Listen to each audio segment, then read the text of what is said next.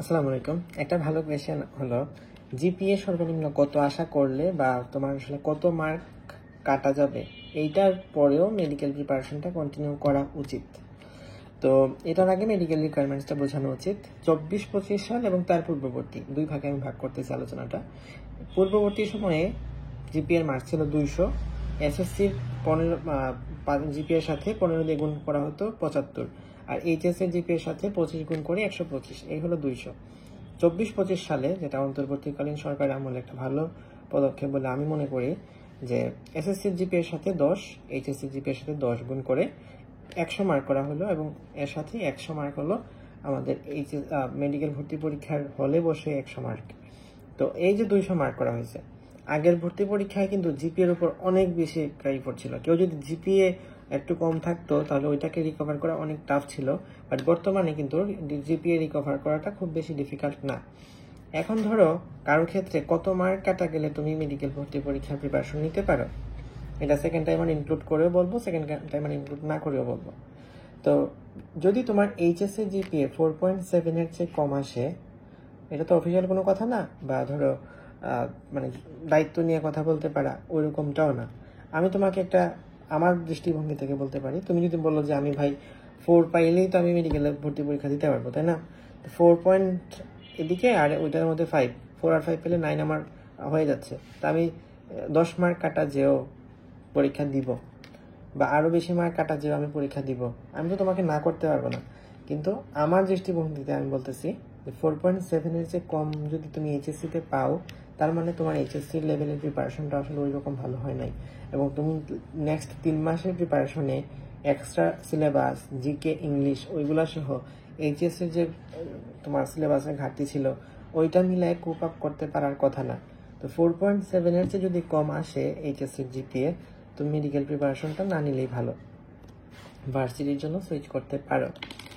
দেন আসো যারা 4.7 এর বেশি পাইছে, 5 এর চেয়ে কম, তারা মেডিকেল প্রিপারেশন নেওয়ার পাশাপাশি ভার্সিটির একটা সাপ্লিমেন্ট প্রিপারেশন নিবা। কারণ তোমার এখানে কিন্তু কিছু মার্ক কাটা যাচ্ছে, এবং তুমি এই মার্ক কাটা যাচ্ছে কেন? তোমার এইচএসসি লেভেলের প্রিপারেশন বা বেসিক অত বেশি ভালো না, এটাই তো মূল কারণ। অসুস্থতা বা কিছু কারণে হইতে পারে, আলাদা বিষয়, কিন্তু বেশিরভাগ ক্ষেত্রে যেটা তুমি আসলে মোট কথা এইচএসসি লেভেলে ভালো মতো পড়ো নাই, পড়ালেখা ফাঁকি দিয়েছ। এখন এই যে তোমার এখানে 3 মার্ক কিন্তু বেশি না, কিন্তু ওই 3 মার্কের জন্য যে কম্পিটিশনটা অনেক বেশি, এবং 3 মার্কের রিকভার করাটাও খুব বেশি সহজ না। তো যেটা আমি বলবো, ফার্স্ট কথা, 4.7 এর চেয়ে যদি কম আসে তাহলে প্রিপারেশন নিও না। 4.7 থেকে 5 এই লেভেলে থাকলে ভার্সিটির একটা সাপ্লিমেন্ট প্রিপারেশন নিও, আর 5 থাকলে তো অবশ্যই নিবা, কেন নিবা না? আচ্ছা, তাহলে এসএসসির কথা, এইচএসসি জিপিএ এর কথা বললাম। এসএসসি জিপিএ যদি কথা বলি, যে এসএসসি জিপিএ তোমার 4.8 ছিল, এইচএসসি জিপিএ এখন 5 আসছে, বা এসএসসি জিপিএ 4.7 ছিল, এখন 5 আসছে, তুমি নিবা কিনা? হ্যাঁ, তুমি নিতে পারো, তবে ভার্সিটির একটা সাপ্লিমেন্ট প্রিপারেশন রেখো। অর্থাৎ তোমার যদি জিপিএ 10 থেকে কিছুটা কমে যায় কোনো কারণে, তাহলে তুমি অবশ্যই ভার্সিটির একটা সাপ্লিমেন্ট প্রিপারেশন রেখো। আর পাশাপাশি মেডিকেল প্রিপারেশন তুমি মূল প্রিপারেশনটাই নিচ্ছ। এছাড়া যদি এরকম হয়, এসএসসিতেও তোমার 4.8 আসছে, এইচএসসিতেও তোমার 4.8 আসছে, মানে 4 মার্ক কাটা যাচ্ছে, আমি তোমাকে বলতেছি যেটা, যদি 3 মার্ক কাটা যায় তুমি নির্দ্বিধায় প্রিপারেশনটা নিতে পারো, কোনো অসুবিধা নাই। বাট যদি এরকম হয় 6 মার্ক কাটা যাচ্ছে, তার চেয়ে বেশি যদি কাটা যায়, বা 6 বা তার চেয়ে বেশি কাটা যাচ্ছে, তাহলে তুমি প্রিপারেশনটা নিও না।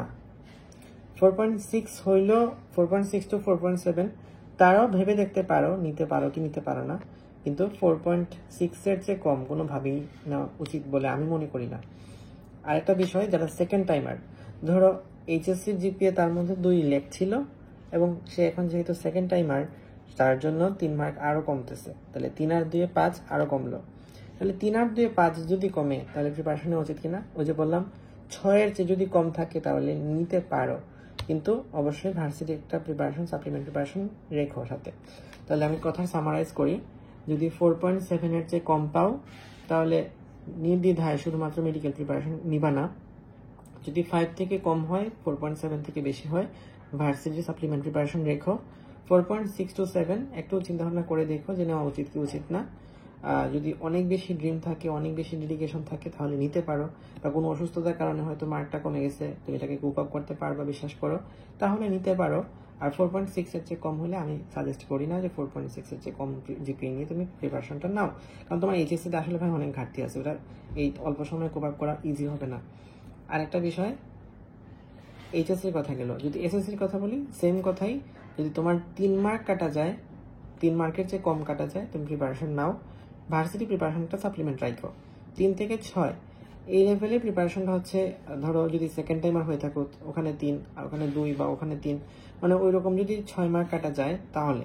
কিন্তু 4.4 পাইছো, তোমার এইচএসসি লেভেলে প্রিপারেশন ওই লেভেলে নাই ভাই, যে তুমি মেডিকেল প্রিপারেশন নেওয়ার জন্য মানে করবা, লড়াই করবা। তুমি লড়াই করে জিততে আসতেই পারো, তুমি আমাকে বলতেই পারো যে আমি 10 মার্ক কাটা গেছে, 20 মার্ক, 10 মার্ক কাটা গেছে, 12 মার্ক কাটা গেছে, তারপর মেডিকেলে চান্স পাইছে। হ্যাঁ, সেটা হইতে পারে, এটা এক্সেপশন। বাট তুমি সবার ওই এক্সেপশনটা হওয়ার জন্য তোমাকে অত সহজে তুমি হইতে পারবে না।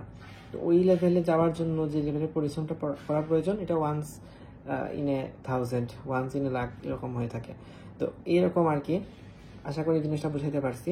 যদি তোমার এইচএসসির জিপিএটা কম হয়ে থাকে, তাহলে তোমার আসলে প্রিপারেশনে ঘাটতি, তুমি ওইটা খুব আপ করাটা খুব বেশি ইজি হবে না।